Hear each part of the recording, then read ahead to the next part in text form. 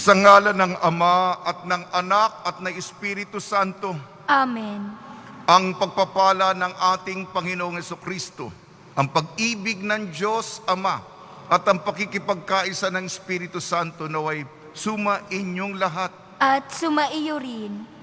Patuloy po tayong nagninilay sa kagandahan at kahiwagaan ng Kapaskuhan. Nasa oktaba po tayo, 8 araw na pagdiriwang sa kagandahan ng Pasko. Gayunpaman, ginugunita natin ang isang martir na si Santo Tomas Becket. Mga kapatid, aminin natin ang ating makasalanan upang tayo maging marapat gumanap sa banal na pagdiriwang. Inaamin ko Sa makapangyarihang Diyos at sa inyo mga kapatid, na lubha akong nagkasala sa isip, sa salita at sa gawa, at sa aking pagkukulang. Kaya isinasamo ko sa mahal na Birheng Maria, sa lahat ng mga anghel at mga banal, at sa inyo mga kapatid, na ako'y ipanalangin sa Panginoong ating Diyos. kaawaan tayo ng makapangyarihang Diyos, patawarin tayo sa ating makasalanan at patnubayan tayo sa buhay na walang hanggan. Amen. Panginoon, kaawaan mo kami. Panginoon, kaawaan mo kami. Kristo, kaawaan mo kami. Kristo, kaawaan mo kami. Panginoon, kaawaan mo kami. Panginoon, kaawaan mo kami. Papuri sa Diyos sa kaitaasan. At sa lupa'y kapayapaan sa mga taong kinalulugdan niya. Pinupuri ka namin, dinarangal ka namin, sinasamba ka namin, ipinagbubunyi ka namin, pinasasalamatan ka namin dahil sa dakila mong angking kapurihan. Panginoong Diyos, Hari ng langit, Diyos amang makapangyarihan sa lahat, Panginoong Hesukristo, bugtong na anak, Panginoong Diyos, Kordero ng Diyos, anak ng Ama, ikaw na nag-aalis ng mga kasalanan ng sanlibutan, maawa ka sa amin. Ikaw na nag-aalis ng mga kasalanan ng sanlibutan, tanggapin mo ang aming kahilingan. Ikaw na naluluklok sa kanan ng Ama, maawa ka sa amin, sapagkat ikaw lamang ang banal, ikaw lamang ang Panginoon, ikaw lamang, O Hesukristo, ang kataas-taasan, kasama ng Espiritu Santo, sa kadakilaan ng Diyos Ama. Amen. Manalangin tayo.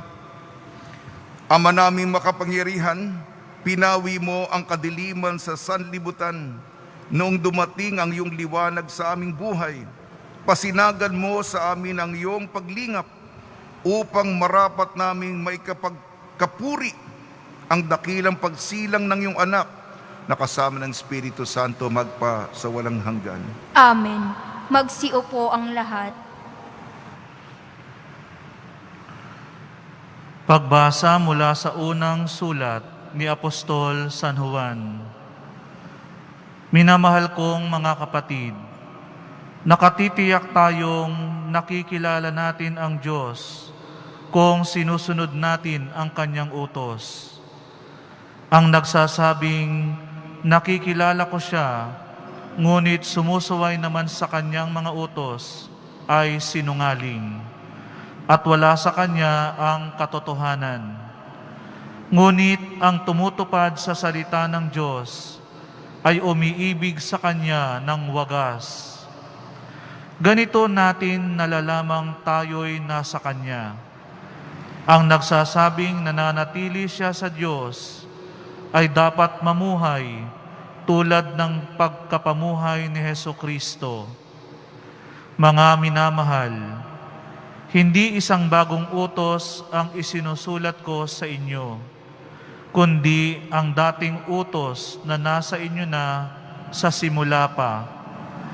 Ito'y ang salitang narinig na ninyo. Gayunman, maituturing na isang bagong utos ang isinusulat ko sa inyo. Bago, sapagkat napapawi na ng kadiliman at lumiliwanag na ang tunay na ilaw. Ang katotohanan nito'y nasaksihan sa buhay ni Kristo at nakikita rin sa atin. Ang nagsasabing siya'y nasa liwanag, ngunit napopoot sa kanyang kapatid ay nasa kadiliman. Ang umiibig sa kanyang kapatid ay nananatili sa liwanag, at walang panganib na mabulid siya sa kasalanan. Ngunit ang napopoot sa kanyang kapatid ay nasa kadiliman pa. Lumalakad siya sa kadiliman at hindi nalalaman ang kanyang patutunguhan, sapagkat binulag siya ng kadiliman. Ang salita ng Diyos. Salamat sa Diyos. Magalak ang kalangitan at daigdig ay magdiwang. Magalak ang kalangitan at daigdig ay magdiwang. Purihin ang Panginoon, awitan ng bagong awit. Panginooy papurihan nitong lahat sa daigdig. Awitan ang Panginoon, ngalan niya'y sakdal rikit. Magalak ang kalangitan at daigdig ay magdiwang. Araw-araw ang ginawang pagliligtas ay ilathala. Kahit sa ay ipahayag na ang poon ay dakila, sa madla ay ipahayag ang dakila niyang gawa. Magalak ang kalangitan at daigdig ay magdiwang. Panginoon ang may likha ng buong sangkalangitan, naliligid siyang lagi ng dangal at kabanalan. Ang lubos niyang kagandahan ay sa templo mamasdan. Magalak ang kalangitan at daigdig ay magdiwang. Magsitayo ang lahat.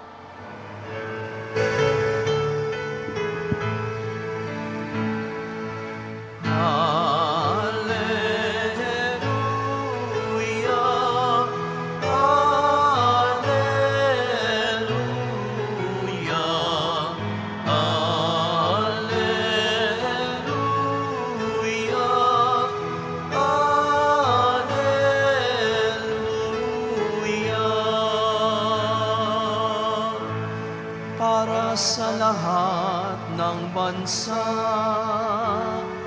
liwanag na nagmumula sa bayan mong dinakila.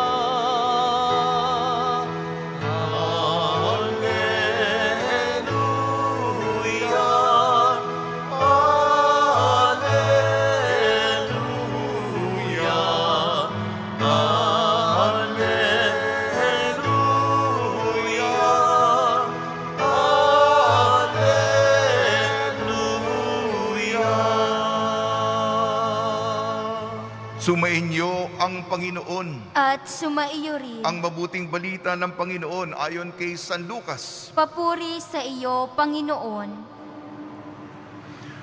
Nung dumating ang araw ng paglilinis sa kanila ayon sa kautusan ni Moises, ang mga magulang ni Jesus ay pumunta sa Jerusalem.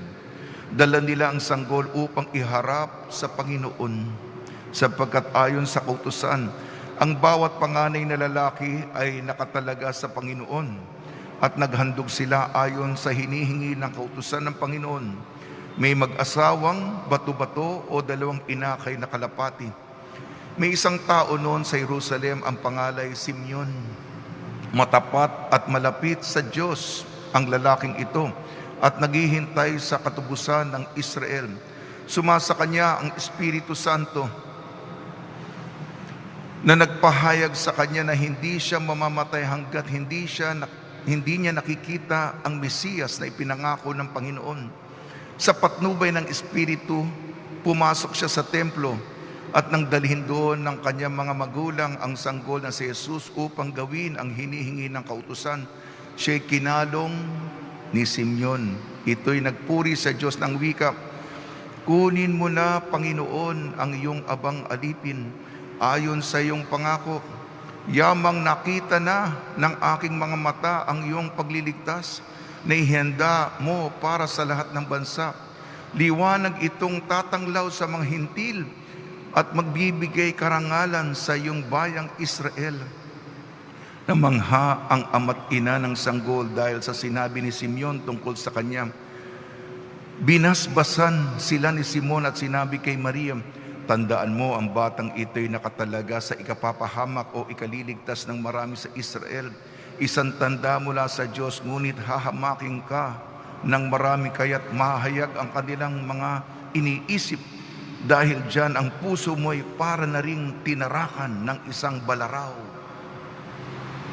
Ang mabuting balita ng Panginoon. Pinupuri ka namin, Panginoong Heso Kristo. Magsiupo ang lahat.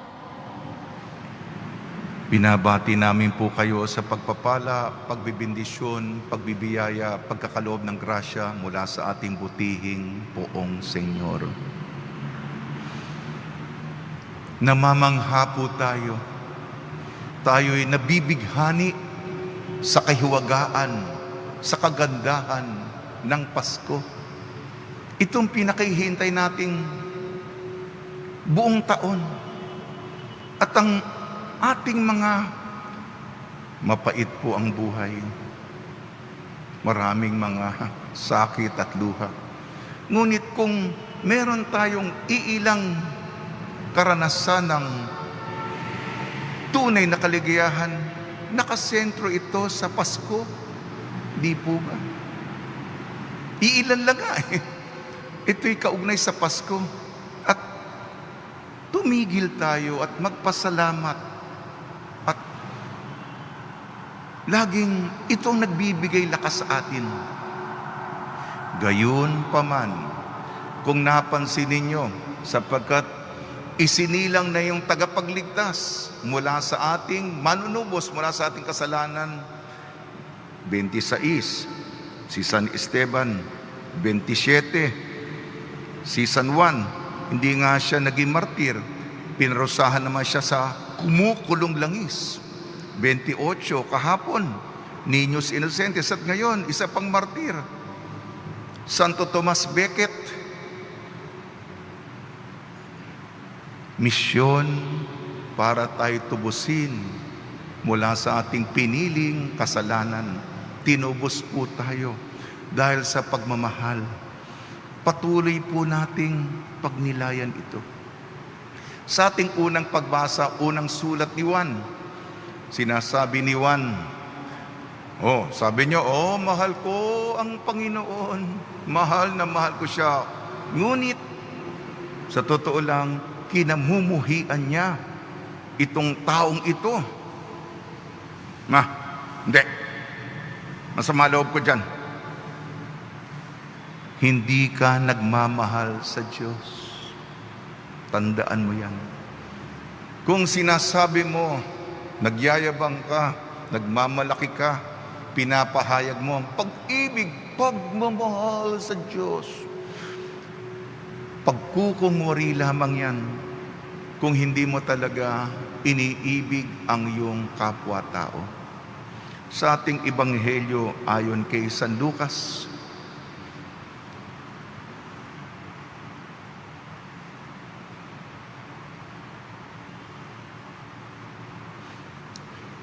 si Simeon, pinagpala, kinalong niya ang sanggol.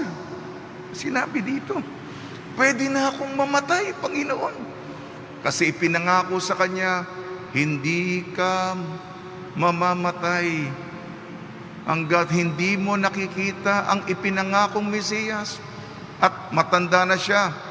Dapat alerto ka. Kasi hindi mo alam yung oras o ang araw. Siya. Sige, Panginoon. Tutuparin ng Panginoon. Ito na. Nako, kahit na uugod-ugod na siya, masakit na yung tuhod, masakit na yung likod, kailangan nandun siya para abangan. At ito nga, Panginoon, pwede na akong mamatay. Tinupad mo na yung pangako mo at kinalong niya. At isa pa, bilang panghuli, yung puso ni Maria, malalim na Tagalog ito tinarakan ng isang balaraw. Tinarakan ng balaraw. Ano yun? Mabigat na Tagalog yun. Sa Ingles, a sword shall pierce your heart. Isang espada ang susugat sa iyong puso. Nako, yan. Diyan na nagsimula yung mga dolores, sugat, hapis ng ating mahal na birin. Pag nilayan po natin ito, mga kapatid, tulong ni Maria, ni San Jose, mga santong tumutulong tuwing may pandemya, lalong-lalo na si San Roque, pati si Santo Tomas Becket, nawa tayo rin, hintayin natin ang pagdating ng Panginoon sa ating buhay. Dumarating siya at handa tayong salubungin siya sa pagkakataong iyon.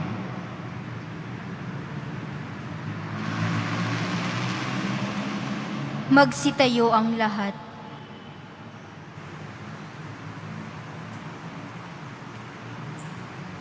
Minamahal ko mga kapatid, ang pagpapakita ni Simeon sa sanggol na Jesus ay katuparan ng isang pangako. Ilapit natin ang ating mga pag-asam at kahilingan sa Ama at laging tapat sa kanyang mga pangako. Ang tutugon po natin, tapat sa Panginoon, dinggin mo ang aming panalangin. Tapat na Panginoon, dinggin mo ang aming panalangin. Ang simbahan bilang isang pamilya, naway maging isang huwaran at gabay ng mga bansa sa mundo sa kanilang pagsisikap na magkaroon ng pagkakasundo at kapayapaan. Manalangin tayo. Tapat na Panginoon, dinggin mo ang aming panalangin. At tinawang maipakita ang higit na pagpapahalaga sa mga miyembro ng ating pamilya na ang pagmamahal ay binabaliwala natin. Manalangin tayo. Tapat na Panginoon, dinggin mo ang aming panalangin. Ang mga pamilyang nagkakahiwa-hiwalay, naway magkasundo at muling mabuo. Manalangin tayo. Tapat na Panginoon, dinggin mo ang aming panalangin. Ang mga may sakit, naway makadama ng init ng pagmamahal at pagkalinga ng mga kasapi ng kanilang sariling pamilya. Manalangin tayo. Tapat na Panginoon, dinggin mo ang aming panalangin. Ama naming nasa langit, balutin mo kami sa kabutihan at pagtsatsaga sa pagpapatuloy ng aming buhay. Marapati mong higit kaming lumago at matularan ang iyong anak.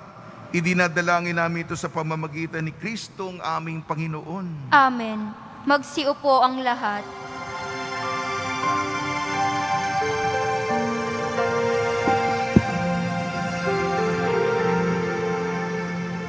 Alay namin sa Paskong dumating, pagkakaisa, pagmamahal at kabanalang taglay.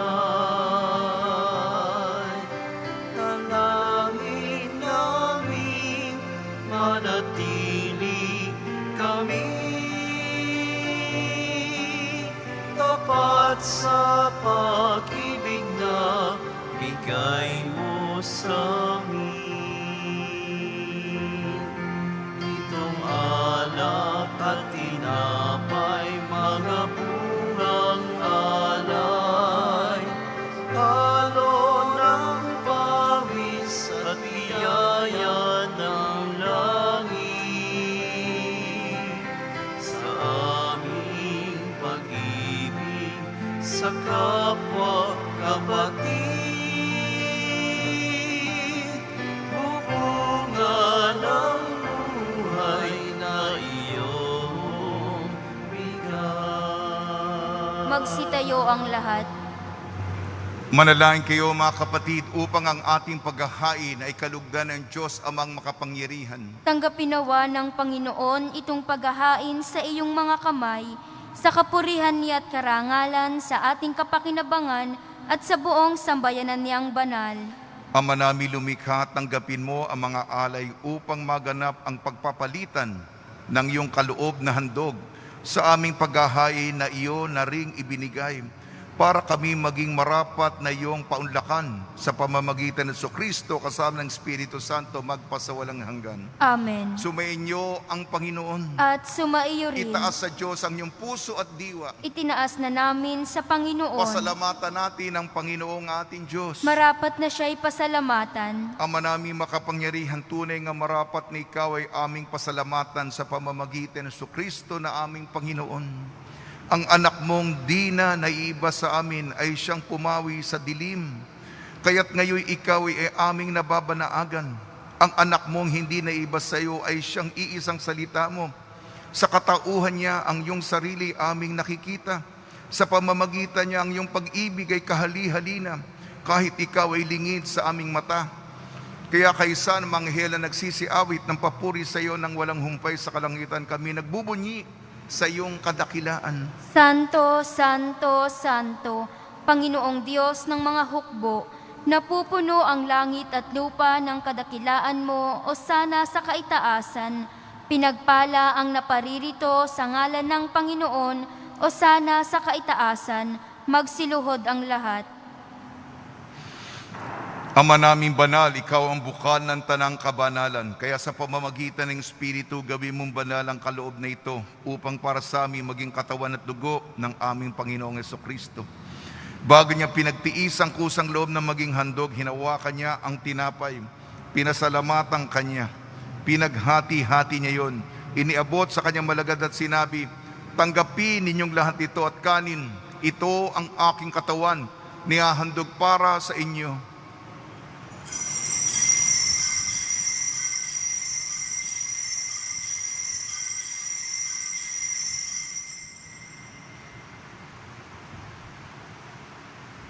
Gayon din naman nung matapos ang hapunan, hinawakan niya ang kalis, muli kanyang pinasalamatan. Iniabot niya ang kalis sa kanyang malagad at sinabi, tanggapin ninyong lahat ito't inumin. Ito ang kalis ng aking dugo, nagbago at walang hanggan tipan. Ng aking dugo ni ibubuhos para sa inyo at para sa lahat. Sa kapagpapatawad ng makasalanan, gawin ninyo ito sa pag-alala sa akin.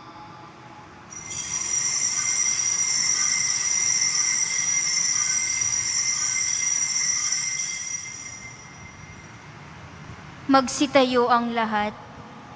Ipagbunyi natin ang misteryo ng pananampalataya. Si Kristo ay gunitain, sarili ay inihain, bilang pagkait inumin, pinagsasaluhan natin, hanggang sa siya'y dumating. Ama, ginagawa namin ngayon ang pag-alala sa pagkamatay at muling pagkabuhay ng iyong anak. Kaya't inialay namin sa iyo ang tinapay na nagbibigay buhay at ang kalis na nagkakaloob ng kaligtasan. Kami nagpapasalamat dahil kami minarapat na tumayo sa harap mo para maglingkod sa iyo. Isinasamo namin kami magsasalo-salo sa katawan at dugo ni Kristo ay mabuklod sa pagkakaisa sa pamamagitan ng Espiritu Santo. Ama, lingapin mo yung simbahang laganap sa buong daigdig. Puspusin mo kami sa pag-ibig kaysa ni Francisco na aming Papa, ni Broderick na aming tagapangasiwa at ng Tanang Kaparian. Alalahanin mo rin ang mga kapatid namin na himlay, na may pag-asang sila'y muling mabubuhay. Gayon din ang lahat ng mga pumanaw, kaawan mo sila at patuloyin sa iyong kaliwanagan. Kaawan mo at pagdapating kaming lahat na makasalo sa iyong buhay na walang wakas, kaysa ng mahal na Birhing Maria na ina ng Diyos. Ng kabiyak na puso niyang si San Jose, kaysa ng mga apostol, ni Santo Tomas Becket, San Aloysius Gonzaga, San Sebastian, San Lazaro, San Roque, ni San Juan Bautista at ng lahat ng mga banal na namuhay dito sa daigdig ng kalugod-lugod sa iyo. May pagdiwang nawa namin ang pagpupuri sa ikararangal mo sa pamamagitan ng anak na aming Panginoong Jesucristo. Sa pamamagitan ni Kristo, kasama niya at sa Kanya ang lahat ng parangal at papuri ay sa iyo, Diyos amang makapangyarihan kasama ng Espiritu Santo, magpa sa walang hanggan. Amen. Sa tagubili naman nakakagaling na utos sa turo ni Jesucristo na Panginoon natin at Diyos, ipahayag natin ng lakas loob. Ama namin, sumasalangit ka, sambahin ang ngalan mo, mapasa amin ang kaharian mo, sundin ang loob mo dito sa lupa para ng sa langit. Bigyan mo kami ngayon ng aming kakanin sa araw-araw, at patawarin mo kami sa aming mga sala, para ng pagpapatawad namin sa nagkakasala sa amin. At huwag mo kaming ipahintulot sa tukso at iadya mo kami sa lahat ng masama.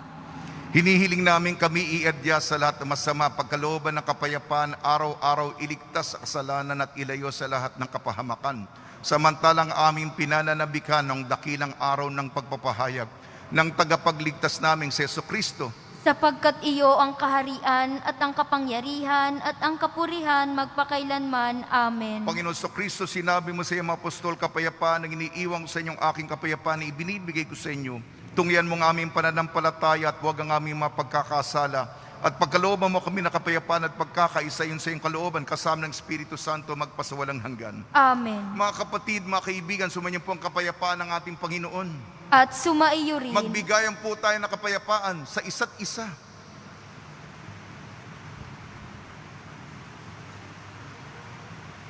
Kordero ng Diyos na nag-aalis ng mga kasalanan ng sanlibutan, maawa ka sa amin.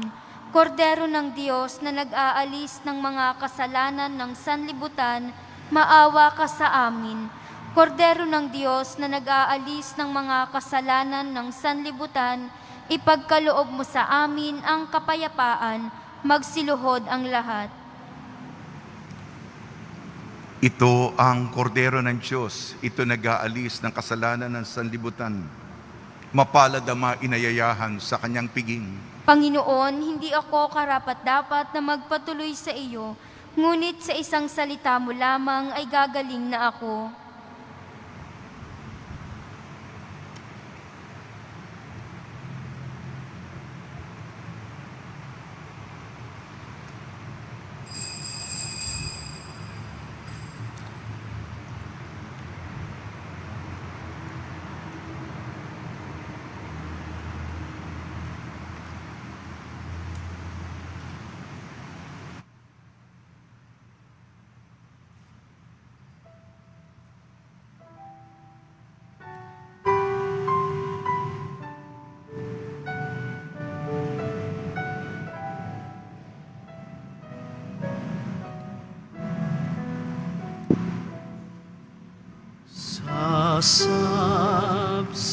Sasabsaban ng Bethlehem, sinilang ang Mesiyas. Umawit ang mga anghel, luwalhati sa Diyos. Tayo nasa Belen, nagbabantay si San Jose. Sintahin mahalin ang sanggol ni Maria.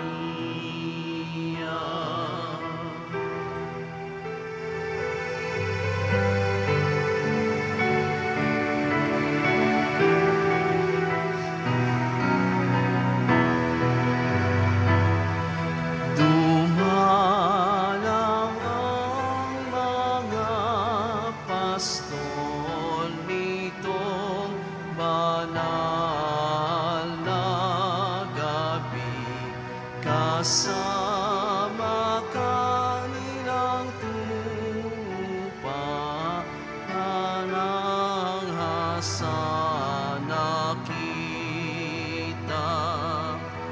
Tayo nasa Belen, nagbabantay si San Jose.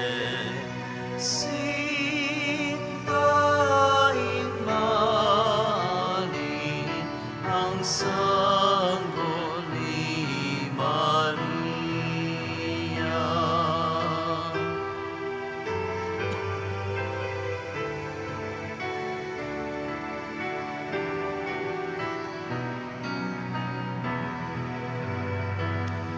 Naging kabayang bituin, bagong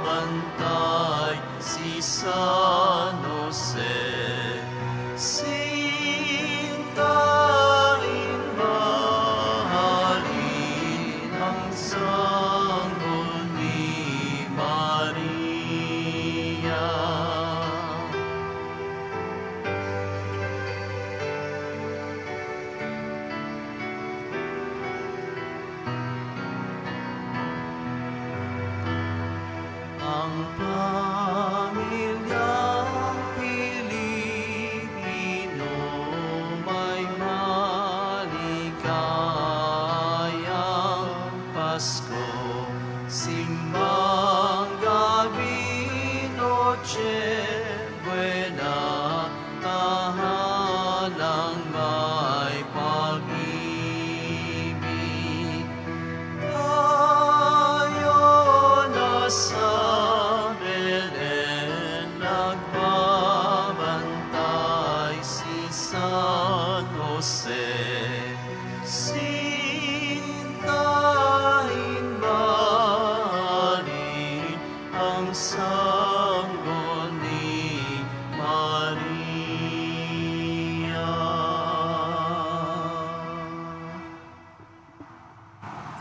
Magsitayo ang lahat. Manalangin tayo.